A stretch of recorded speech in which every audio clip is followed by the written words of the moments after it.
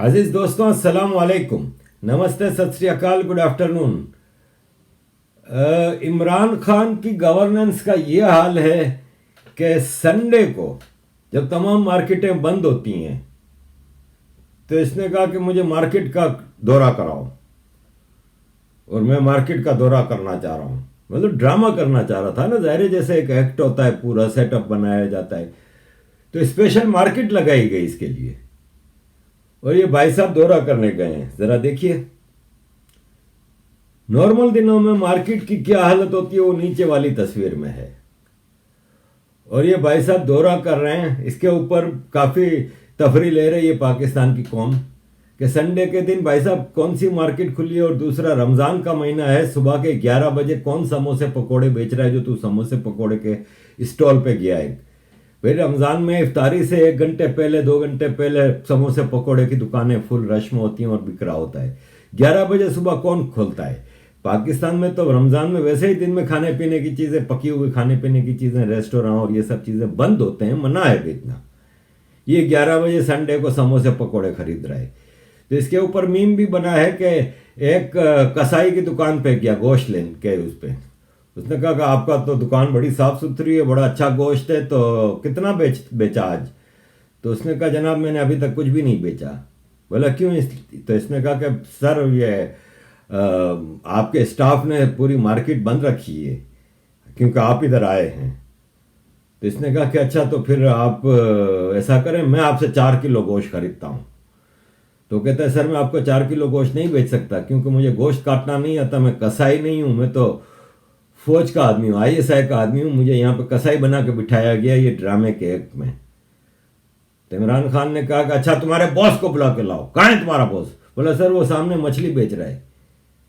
तो ये इस टाइप के ड्रामे करके ये अपनी गवर्नेंस अच्छी साबित करने की कोशिश कर रहा है। इसके सेनेटर्स और चमचे जितने भी हैं सोशल मीडिया पे छाए हुए कि देखो अकेला निकला, बगैर प्रोटोकॉल के निकला, वो सड़कों पे रुका, सिग्नल के ऊपर रुका, और जबकि ये हेलीकॉप्टर में बैठ के अपने ऑफिस जाता है।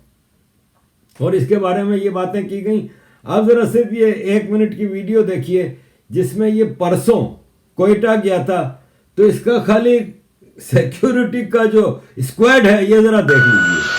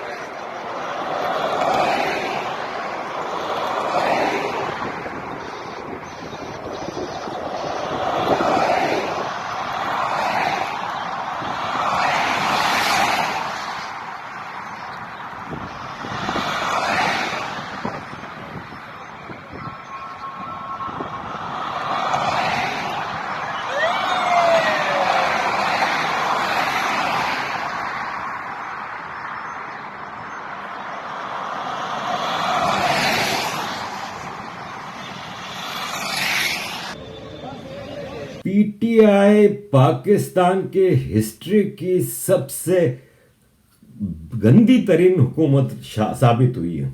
ना इनके पास गवर्नेंस है, ना इनके पास कोई किस्म की आवाम के लिए रिलीफ है, कॉम्पिटेंस नहीं है, कैपेबिलिटी नहीं है कुछ करने की, क्योंकि सारे अय्याश लोंडे हैं। इमरान खान खुद सारे जिंदगी हरामखोरी में जिंदगी काटी है इसने सिर्फ 2 काम किए हैं, नाइट लाइफ और औरतें, और कोई इसने जिंदगी में काम नहीं किया। 92 में रिटायर्ड हुआ है ये क्रिकेट से, इसके बाद 29 साल से ये हरामखोरी कर रहा है। और हरामखोरी इसके अय्याश करप्ट चोर दोस्तों ने कराई है इसको। जुल्फी बुखारी है, फैसल वावड़ा, अली जैदी है, इमरान इस्माइल है, उन सबको इसने नवाजा हुआ है, किसी को गवर्नर बनाया है, किसी को सदर बना दिया पाकिस्तान का, किसी को मिनिस्टर बनाया हुआ है, लूट रहे हैं और कुछ नहीं कर रहे हैं। इनके पास है ही नहीं ना, क्योंकि चोर है ना, चोर तुखम के बच्चे हैं ये सारे, तो ये और कुछ कर नहीं सकते। अब इनका हशर क्या हो रहा है कि ये देखें पीटीआई का एमपी है, ये अपने इलाके में गया, इसको मारा है पब्लिक ने, पकड़ पकड़ के मारा है, क्योंकि ये किसी काबिल ही नहीं है। अवाम का ये हशर किया हुआ इन्होंने कि अवाम से रोजी रोटी छीन ली है, अवाम भूखों मर रही है। ये रमजान के महीने में देखें क्या कर रहा है, ठेले वालों के ठेले उठा के लेके जा रहे हैं। जो रमजान में फ्रूट सब्जी बेच रहे हैं, इतनी गर्मी में वैसे ही इनके फ्रूट सब्जी खराब हो जाते हैं, लॉकडाउन में यह हालत है इनकी कि आम आदमी को 4 पैसे हलाल के कमाने नहीं दे रहा ये आदमी। मुल्क में टोटल अनार्की चल रही है। मतलब आप देखें, आपको रोना आ जाएगा कि ये गरीबों के साथ क्या कर रहा है, जबकि इसके अपने अमीर दोस्त सारे अय्याशियां कर रहे हैं, चोरियां कर रहे हैं अरबों रुपए की, जबकि एक आम आदमी मेहनत करके रोजी रोटी कमा रहा है, उसको रोजी रोटी नहीं कमाने दे रहा ये आदमी। ये पाकिस्तान पे अजाब बन के आया है। पाकिस्तानियों के जो अमाल इतने गंदे हैं कि जिसकी ये सजा मिली है खुदा की तरफ से इनको। इमरान खान इनके ऊपर सजा बन के भेजा गया है, कहर खुदा बन के भेजा गया है। पाकिस्तान तबाह और बर्बाद हो चुका है। एसओपीस तक ये वो फॉलो नहीं करवा पा रहा अपनी पब्लिक से। आप इस आदमी से क्या तवक्को करेंगे? मतलब आप देखें, ये पुलिस है, ये पुलिस एसओपीस को फॉलो करवा रही है, खुद पुलिस ने मास्क नहीं पहने हुए। अब आप क्या तवक्को कर सकते हैं इससे और इसकी टीम से कि खुद इसकी पुलिस मास्क नहीं पहन रही और बाकियों से एसओपीस फॉलो करा रही है। मैं इंडिया की बेशुमार वीडियोस देखता हूं जहां पे सड़कों पे पुलिस लोगों को पकड़ के डंडे भी मार रही है, फॉलो करवा रही है, लेकिन एक पुलिस वाला मुझे बगैर मास्क के नजर नहीं आता। एक पुलिस वाला बगैर मास्क के नजर नहीं आता। यहां पे यह आलम है कि खुद एसओपीस को फॉलो नहीं कर रहे। कोरोना की बात निकली है तो कोरोना का यह हाल है कि हेल्थ मिनिस्टर का बयान है कि गुजरांवाला में सारे वेंटिलेटर फुल हो चुके हैं, लाहौर में 80% पे चल रहा है। अब आप खुद सोचो कि जब गवर्नमेंट ये बयान दे रही है तो असल में क्या हालत होगी, क्योंकि कोई भी गवर्नमेंट कभी भी ऐसे नहीं बताती कि फुल हो गए हैं और ये वो हमेशा कहते हैं नहीं नहीं हमारे पास वेंटिलेटर है, हमारे पास ऑक्सीजन है, ये वो हम सप्लाई कर रहे हैं। लेकिन जब गवर्नमेंट ये स्टेज पे आ जाए इसका मतलब क्या हाल है? आम आदमी वहां पे मर रहा है और मौलवी उनको मरवा रहा है। मौलवी क्या कह रहे हैं? यहूदियों ने मगर लग के खुदा का घर बंद हो गया, दूजा साल है, हज बंद है, उमरा बंद है, और ऐद की फिर वो जड़ा मुसलमाना दी को रमजान दी 4 इबादतां कट्ठियां हो जांदियां, ओदे वास्ते मोड़ करूना ये सारा असल एक मिली भगत है। तुसा असा समझने करूना बहन चोद कोई शय नहीं, ये सिर्फ बहन यक्की सारी चलती पई है। खुदा दा दीन किसे न किसे तरीके ये दे तो जग नूं इंज मुतनफर कर और ओदे च की दीचो तरीका की इख्तियार कर देने सैसी। उन्होंने पता है भी अगर असा इन्हों दीन दे खिलाफ दलील दईए ना कोई नहीं सुननी, अगर किसी होर मजहब की गल करिए ना कोई नहीं सुननी, इन्हां दे दीन नाल दा सच्चा दीन होवे ते सुनन। लेकिन वो भैन चोदे पछाण गए बई साइंसी ज़हन इन्हां दे, साइंस नाल इतकाद इन्हां दा असां पूरा बना लिया है। हुण जेड़ी भी सट मारो साइंस दे हवाले नाल मारो, इन्हां नूं आखो साइंस ये कहंदी है तुसीं मर जाना है। ਸਾਇੰਸ ਇਹ ਕਹਿੰਦੀ ਹੈ ਕੁਰਾਨ ਨੂੰ ਹੱਥ ਲਾਇਆ ਮਰ ਜਾਣਾ, ਸਾਇੰਸ ਇਹ ਕਹਿੰਦੀ ਮਸੀਤੇ ਗਿਆ ਤੂੰ ਮਰ ਜਾਣਾ, ਸਾਇੰਸ ਇਹ ਕਹਿੰਦੀ ਕਾਬੇ ਨਾਲ ਲੱਗਾ ਤੂੰ ਮਰ ਜਾਣਾ। ਇਹਨਾਂ ਆਖਣਾ ਬਿਲਕੁਲ ਠੀਕ ਹੈ। ਬਾਕੀ ਕੋਈ ਦਲੀਲ ਲਾਨਤੀ ਨਾ मनसी ਕਲਮੇ ਪੜਨ ਵਾਲਾ ਅੱਜ ਦਾ ਸੈਂਸੀ ਦਲੀਲ ਭਾਵੇਂ ਕੁੱਤੇ ਦੀ ਬੋਂਡੀ ਚੋਂ ਨਿਕਲੀ ਹੋਵੇ ਨਾ, ਇਸ ਮੰਨ ਲੈਣੀ ਬਿਲਕੁਲ। ਇਸੇ ਨਹੀਂ ਵੇਖਣਾ ਇਹ ਕਿਹੜੀ ਬੋਲੀ ਹੈ ਤੇ ਕਿੱਥੋਂ ਪਈ ਆਉਂਦੀ। ਮੈਂ ਕਸਮ ਖੁਦਾ ਮੇਰਾ ਐਵੇਂ ਲਫ਼ਜ਼ ਨਾ ਸਮਝਿਆ ਜੀ, ਜੋ ਅਸੀਂ ਕਹਿ ਰਹੇ ਹਾਂ अगर ਉਹ ਨਾ ਹੋਵੇ ਸਾਡੀ ਜ਼ੁਬਾਨ ਵੱਢ ਦੇ। वो भी कह रहे हैं कि ये जो कोरोना है ये खुदा के दीन के खिलाफ साजिश है, क्योंकि रमजान में हम मिल के इबादतें करते हैं इसलिए वापस आया है कोरोना। सब बकवास है, कुछ भी नहीं है, डरो नहीं, इबादत करो सब ठीक हो जाएगा। मौलवी डरा रहा है, जैद हामिद जैसे और दूसरे मौलवी जो हैं वो वैक्सीनेशन के खिलाफ इनको भड़का रहे हैं। ये वो मौलवी हैं जो इनको दुआएं बता रहे हैं, लेकिन खुद इनको जब कोरोना लगता है तो हॉस्पिटल में जाकर लेट जाते हैं, तब इनको खुदा याद नहीं आता।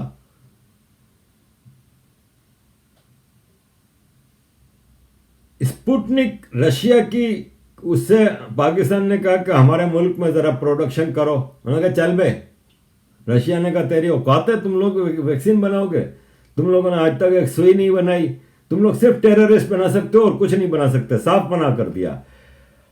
अब मैं पाकिस्तान के जो अवाम के जो मालिक हैं, क्योंकि पाकिस्तान की अवाम तो गुलाम है, स्लेवरी में लाइफ गुजार रही है, जो मालिक हैं इनके कुछ कारनामे बताना चाह रहा हूं। मैंने आपको पाकिस्तान आर्मी की कॉमर्शियल एक्टिविटीज के ऊपर एक वीडियो में बहरिया टाउन का जिक्र किया था।